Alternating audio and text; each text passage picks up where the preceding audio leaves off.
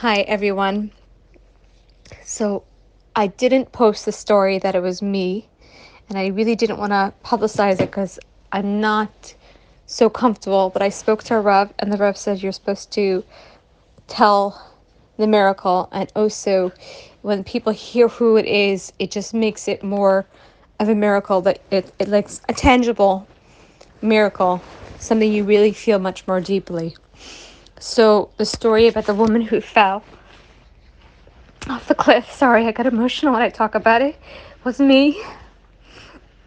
I was with my husband, my kids, my two brother-in-laws, their wives, their kids, and we were hiking in Niagara Falls Gorge.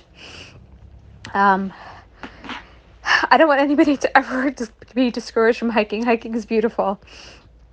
Um, we were hiking, and my husband was up ahead with a bunch of the kids, and my brother-in-laws and their wives were behind with some of their kids, and I was walking side by side with my daughter, who is almost 8, and we were just talking, and the path was not narrow. It wasn't an easy hike, but it was not narrow, and we were just talking, and all of a sudden I tripped, and I shouldn't have fallen over the side.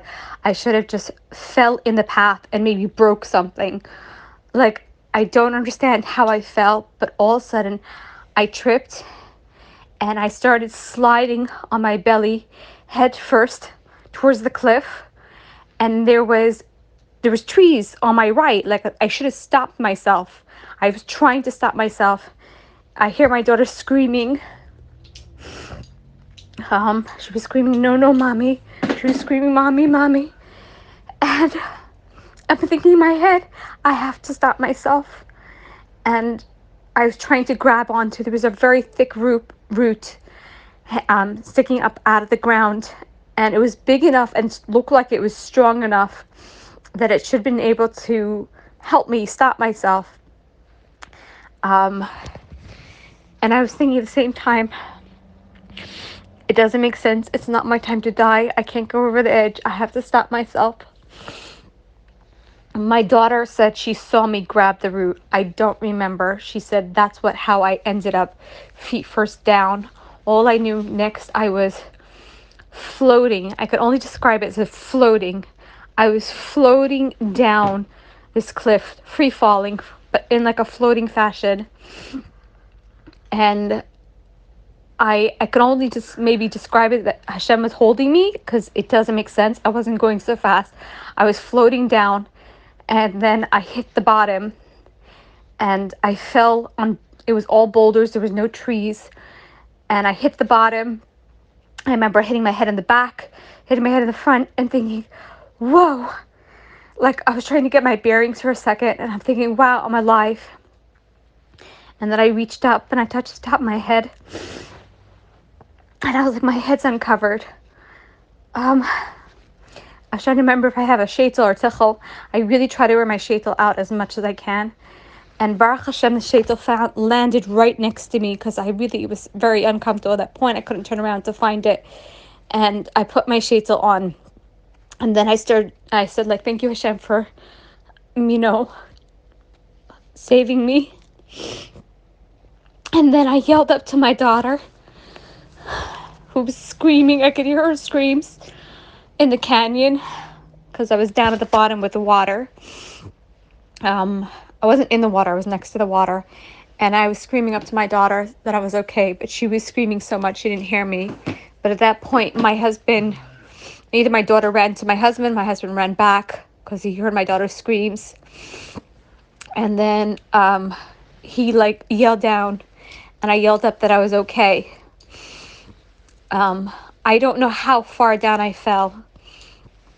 The EMTs reported that it was 30 meters, which is like 90 something feet, which I can't imagine it was that far.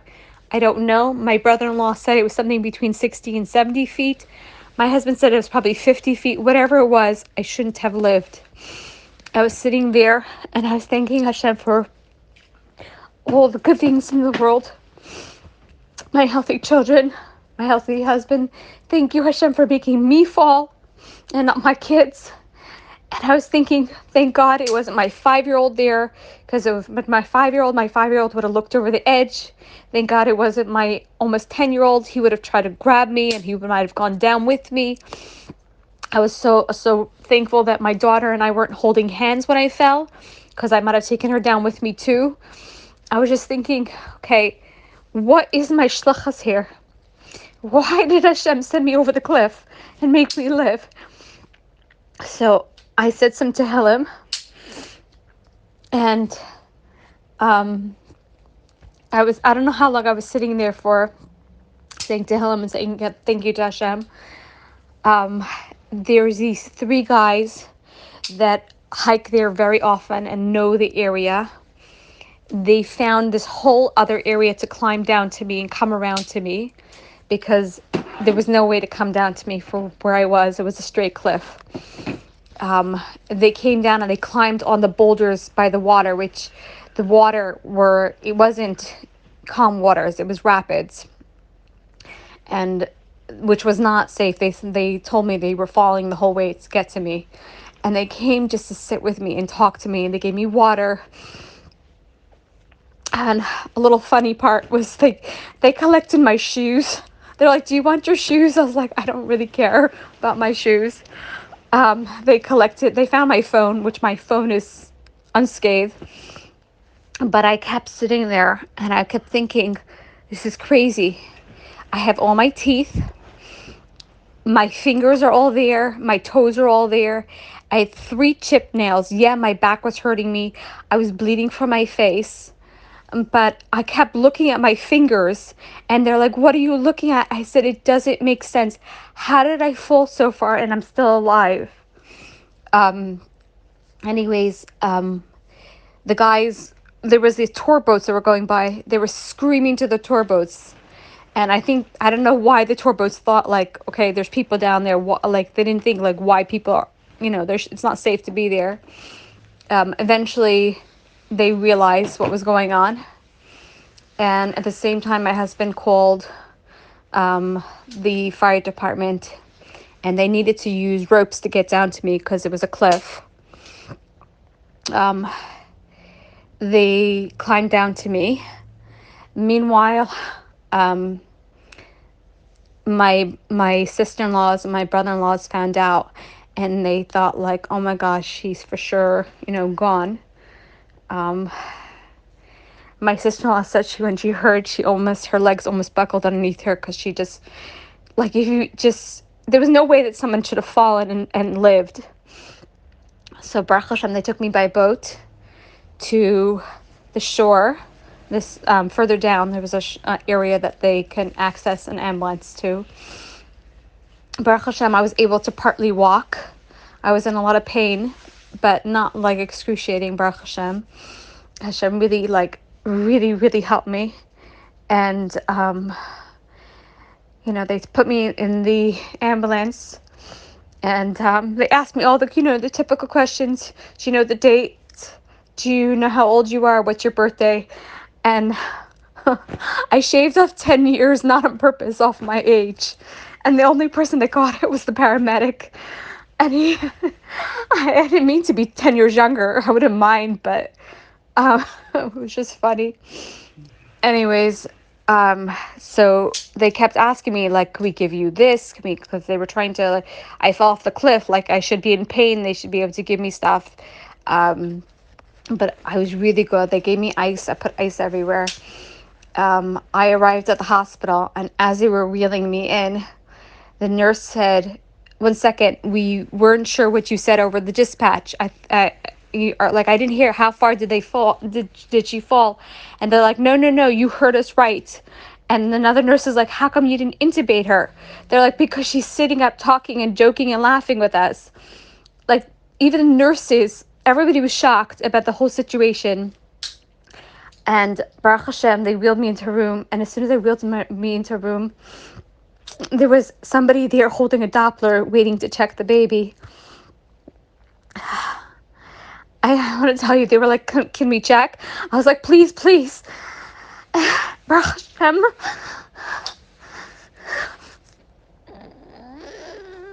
Sorry. There was a heartbeat. And only after they started doing testing, the baby started kicking. Baruch Hashem, every single kick feels so good. Anyways, so Baruch Hashem, I have lots of scratches and I needed a little bit of stitching. I do have a fractured spine, but I was able to get out of bed that night and walk around a little bit, just because I'm not a very good patient, by the way. Don't tell my clients I'm an awful patient. Can't stay in beds, can't stay in gurneys. I don't know how anybody stays in a bed for very long. I was able to move around, Baruch Hashem. Anyways, the police officer called and checked. My husband came to see me. My kids came. They met me at the hospital. And at the same time, the police officer called to check on me. And when he found out the baby was okay, my husband said he was pretty emotional on the phone. And I don't have the numbers of those 3 guys who came down to me. I forgot to tell you, when I was sitting on the rocks, they kept telling me again and again, you're going to have a great story to tell this baby. You're going to have a great story to tell this baby. And I'm thinking, like, I don't even know if the baby's alive. I don't know. I wish I had their names to thank them. I'm like hoping the police have it on their report that I can send a message back to them, because them coming down and like helping me mentally, be calm while I was waiting for the firemen. I don't know how long they were there. It felt like a long time. Baruch Hashem, I was able to leave the hospital the next day. But while I was there, the Chabad rabbi came to see me in the hospital. And he simply said he usually picks up, on the other side, he doesn't pick up live people when they fall. He, picks up body parts. And he asked me, like, how are you alive? And I don't know. But Baruch Hashem, I am really doing good. I'm, walking around and I'm moving and I'm able to get around fine, Baruch Hashem. Hashem really gave me such a big miracle. And while I was still in the hospital, I was still trying to figure out what my shlichus was. Like, why did Hashem throw me over the cliff and then save me at the same time? When I was sitting there in the hospital at night and I heard some people crying out in pain, I thought maybe that's my shlichus. Maybe I'm supposed to daven for them. So I said some tehillim for them, because I really couldn't figure out why this happened. So yeah, Baruch Hashem, I have to say my body's almost, like all the scratches are almost healed and my wounds are almost closed. Yes, I still have to, see a neurosurgeon for my back. But Baruch Hashem, I'm so, so, so blessed.